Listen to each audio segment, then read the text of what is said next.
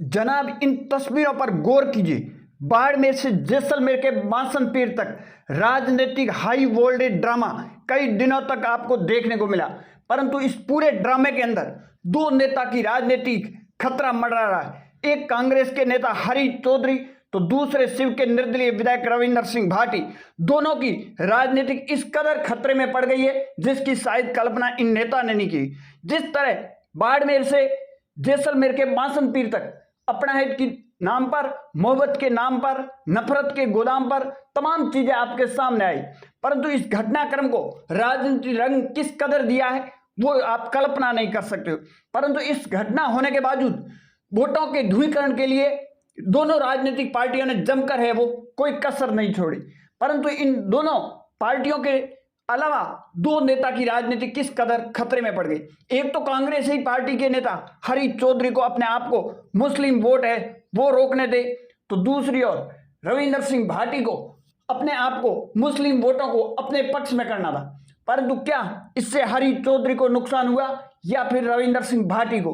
BJP already कहती है कि हमें तो मुस्लिम वोट मिलते नहीं है, ये उनका दावा है। हालांकि मिलते हैं नहीं मिलते इस बहस में मैं भी नहीं जाऊंगा, परंतु इस पूरे घटनाक्रम के अंदर अगर आप देखोगे तो आपको दो नेता की खासकर राजनीतिक इस बार खतरे में है और वो 2028 का मुख्य केंद्र बिंदु बासनपीर ही रहने वाला।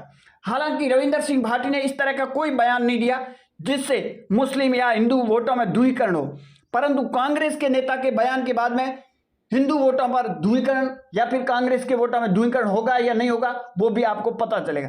परंतु बात की जाए तो रविंदर सिंह भाटी जब ये घटनाक्रम होती है तो उसके बाद में रविंदर सिंह भाटी का बयान आता है और रविंदर सिंह भाटी कहते हैं कि यह घटना बहुत निंदनीय है और जो अपराधी है उनको सलाखों के पीछे होने चाहिए, निर्दोष किसी को फंसाना नहीं चाहिए।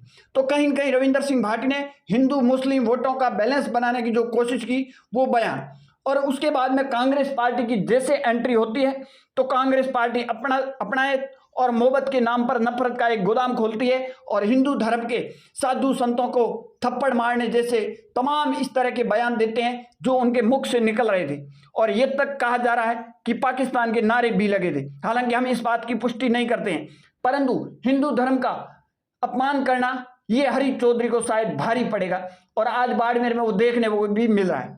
परंतु हरीश चौधरी को पता है कि अगर चुनाव यहाँ जीतना है, राजनीति करनी है, राजनीति में जिंदा रहना है तो मुस्लिम वोटों के बिना मुमकिन नहीं है। और बाड़मेर जैसलमेर की बात की जाए तो राजपूत, जाट, मुस्लिम और मेघवाल मतदाता ही भाग्य का फैसला है वो करते हैं, जिस तरफ ज्यादा झुकाव होता है वही चुनाव निकाल लेते।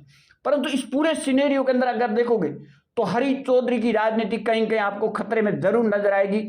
अगर जो दिया गया बयान साधु संतों पर या महंत प्रतापपुरी को थप्पड़ मारने जैसे बयान को लेकर हिंदू संगठनों में एकता हो जाती है तो हरीश चौधरी और कांग्रेस पार्टी के लिए बाड़मेर के लिए मुश्किलें बढ़ सकती है। साथ में जैसलमेर के दो कांग्रेस के पूर्व विधायक जो रूपाराम धनदेव और साले मोहम्मद, इस दोनों मामलों में अगर देखा जाए तो ये साइलेंट मूड में नजर आए, परंतु इनके लिए मुसीबतें एक और नई खड़ी हो सकती है।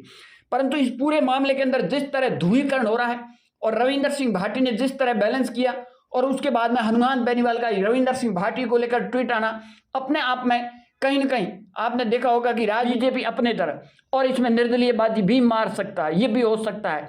परंतु इस पूरे घटनाक्रम के अंदर आपकी क्या राय है कमेंट सेक्शन जरूर देना। ज्यादा जानकारी के लिए हमारे यूट्यूब चैनल और फेसबुक पेज को जरूर फॉलो करें।